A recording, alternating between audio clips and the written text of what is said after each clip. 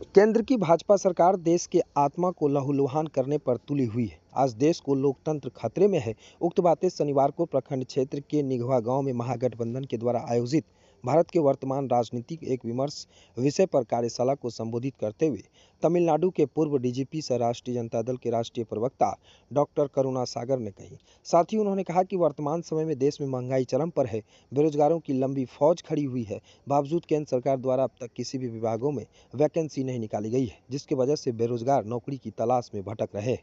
महंगाई भी दिनों दिन आसमान छू रही है। आज देश के लोगों को विचार विमर्श करने की जरूरत नहीं है, बल्कि लड़ाई लड़ने की जरूरत है। जब देश की आज़ादी की लड़ाई में गांधी जी ने अहिंसा के तहत पूरे अंग्रेजों के दांत खट्टे कर दिए थे, तो लेकिन अंग्रेजों से कभी नफरत नहीं किया था, बस उन्हें भागना ये मकसद उनका बन गया था। इस उद्देश्य के तहत देश के लोगों को यह मकसद बनाना होगा कि किस तरह केंद्र में बैठी भाजपा सरकार को उखाड़ फेंकना है। जिस तरह से भगवान कृष्ण ने अर्जुन को धनुष उठाने को कहा था, उसी प्रकार आज सभी देशवासी तैयार हो जाइए और आने वाले समय में ईवीएम पर ऐसा बटन दबाइए कि केंद्र की भाजपा सरकार सत्ता से बेदखल हो जाए। वहीं अरवल भाकपा माले विधायक महानंद सिंह ने कहा कि केंद्र के भाजपा सरकार अडानी अंबानी को फायदे पहुंचाने के चक्कर में देश के लोगों के साथ साथ अन्याय कर रही है। आज महंगाई चरम सीमा पहुंच गई है, बेरोजगारों की लंबी फौज खड़ी हो गई है, लेकिन अब तक केंद्र सरकार इस मामले पर कुंभ करनी निंद्रा में सोई है। पूर्व के चुनाव में देश के लोगों से खाते में 15 लाख रुपए देने का वादा किया था। उसके बाद जब नरेंद्र मोदी की सरकार बनी तो उनके ही सरकार के गृह मंत्री अमित शाह द्वारा कहा जाता है कि वो तो चुनावी जुमला था। मानो केंद्र की भाजपा सरकार सिर्फ जुमलेबाजी की सरकार बनकर रह गई है। कार्यक्रम की अध्यक्षता पूर्व शिक्षक विनय शर्मा ने की, जबकि मंच का संचालन भाकपा वाले नेता रामाधीर सिंह के द्वारा किया गया। इस मौके पर जिला परिषद सदस्य महेश यादव, पूर्व मुखिया अवधेश यादव, मनोज कुमार अकेला, राजद नेता सुनील यादव समेत दर्जनों की संख्या में महागठबंधन के कार्यकर्ता शामिल थे। इस देश का जो विदेशी कर्ज था वो 50 लाख करोड़ था, जो 65 साल में 50 लाख करोड़ था, और मोदी जी ने सिर्फ 9 साल में उसको 150 करोड़ कर दिया। तो भाई मोदी है तो मुमकिन है, कर लेंगे। और आपको नहीं मालूम है कि हमने कर्ज दे रखा है, आपने किसी बैंक से पैसा नहीं लिया है, आपके खाते में पैसा नहीं लिया आया, लेकिन आप कर्जदार हैं। आपके नाम के आगे 1,25,000 रुपया लिख दिया गया।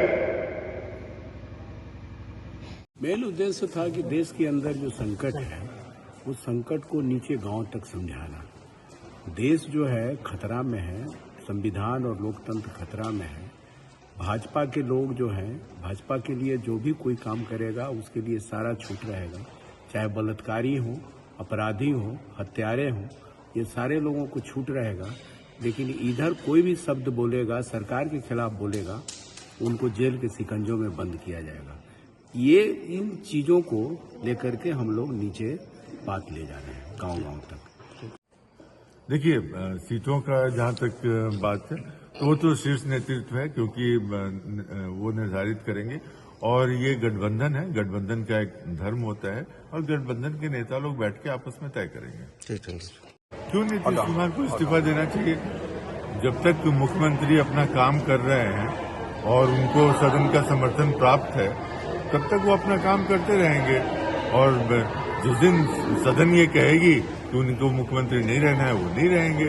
तो आज के परिप्रेक्ष्य में जो हमारे माननीय मुख्यमंत्री जी हैं बहुत ही बेहतरीन काम कर रहे हैं। आपने देखा कि किस तरह से जो जनगणना का कार्यक्रम खत्म किया गया और किसकी कितनी भागीदारी है उसको सुनिश्चित किया गया, रिजर्वेशन बढ़ाया गया और इसको केंद्र सरकार को लिखा गया कि इस जो रिजर्वेशन का कानून जो बिहार में बना है, आरक्षण का कानून, इसको संविधान के 9th शेड्यूल में डाला जाए।